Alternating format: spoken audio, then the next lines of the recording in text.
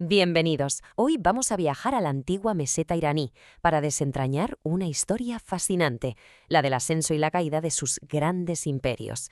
A ver, todos hemos oído hablar de Alejandro Magno, ¿verdad? Pero ¿quién dominaba la antigua región de Irán antes de su llegada? Pues resulta que mucho antes de las conquistas que todos conocemos, esta zona fue el escenario de una serie de civilizaciones potentísimas. Y lo interesante es cómo una le iba pasando el testigo del poder a la siguiente.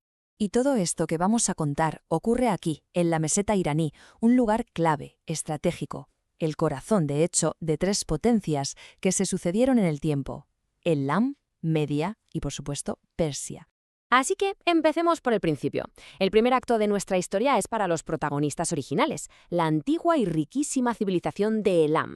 Y es que, ojo, no hablamos de cualquiera. Elam fue una de las civilizaciones más antiguas del mundo. Su historia abarca más de 3000 milenios. Para que nos hagamos una idea, su desarrollo fue contemporáneo al de sus famosos vecinos de Mesopotamia, con los que, bueno, ya se sabe, a veces se llevaban a matar y otras eran los mejores socios comerciales. ¿Y de dónde venía tanto poder? Pues, como casi siempre, de una riqueza inmensa. Tenían de todo: minerales, piedras preciosas, tierras fértiles, y eran especialmente famosos por la cría de caballos. Todo esto, sumado a un comercio súper próspero, los convirtió en una auténtica potencia. Pero claro, toda gran historia tiene su final, y el de Elam fue brutal. Llegaron los asirios y arrasaron con todo. Fijaos en las escalofriantes palabras de su rey, Asurbanipal, para describir la destrucción de Susa. Pone los pelos de punta. Y con esta devastación, de repente se creó un enorme vacío de poder en toda la meseta. Y como la historia no se detiene, en ese vacío de poder entró una nueva fuerza: los medos, un pueblo que se iba a unir precisamente para plantarle cara al mismísimo imperio que había destruido a Elam.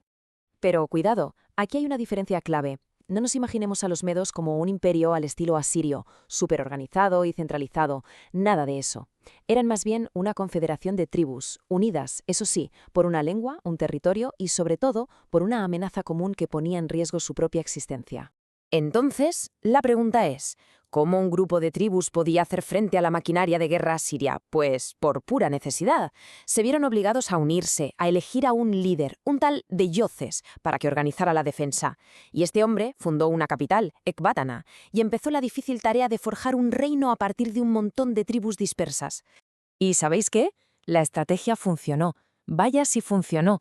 La unificación les permitió no solo quitarse de encima a los asirios y conseguir su independencia, sino que llegaron a construir un imperio muy poderoso por derecho propio. Sin embargo, su momento de gloria fue relativamente corto. El dominio medo terminó de una forma casi de telenovela. El último rey, Astiages, fue derrotado por su propio nieto, Ciro de Persia. Y así, una vez más, el testigo del poder cambiaba de manos. Y con esto llegamos al tercer y último acto: los persas, probablemente los que más nos suenan. Ellos tomaron esa base de poder regional que habían construido los medos y la llevaron a un nivel completamente nuevo, forjando el imperio más grande que el mundo había visto jamás. Una de las claves de su éxito, y esto es fundamental para entenderlos, fue su brillante capacidad de organización. Lo articularon todo en torno a un sistema de provincias que seguro que os suena: las satrapias.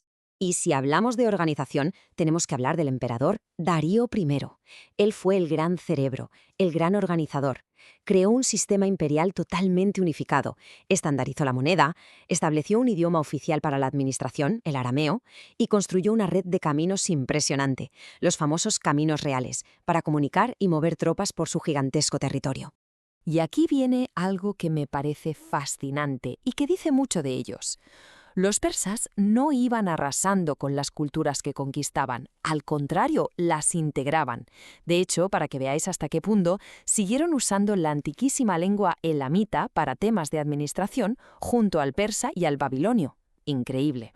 Claro, esta política de integración, de respeto, creó un imperio que era un verdadero crisol de culturas, un estado cosmopolita que unificaba a pueblos superdiversos, desde el Valle del Indo hasta Egipto, una mezcla cultural impresionante. Bueno, después de este recorrido, ¿cuál es la gran lección? ¿Qué podemos sacar en claro de este épico relevo de poder en la meseta iraní? Pues yo creo que lo más importante es que vemos una línea de sucesión clarísima. Cada imperio se construyó sobre los cimientos del anterior. Elam aportó la base, la riqueza de la región. Media dio el modelo de unificación. Y Persia, bueno, Persia perfeccionó el sistema hasta crear una administración imperial casi perfecta. Es como una cadena de herencia y mejora continua. Y todo esto nos deja con una reflexión final, una pregunta que resuena a lo largo de toda la historia y que sigue vigente hoy, ¿no creen? ¿Qué es lo que define de verdad a un gran imperio? ¿Es la fuerza bruta, el poder para conquistar, o es el genio para organizar, para administrar y para integrar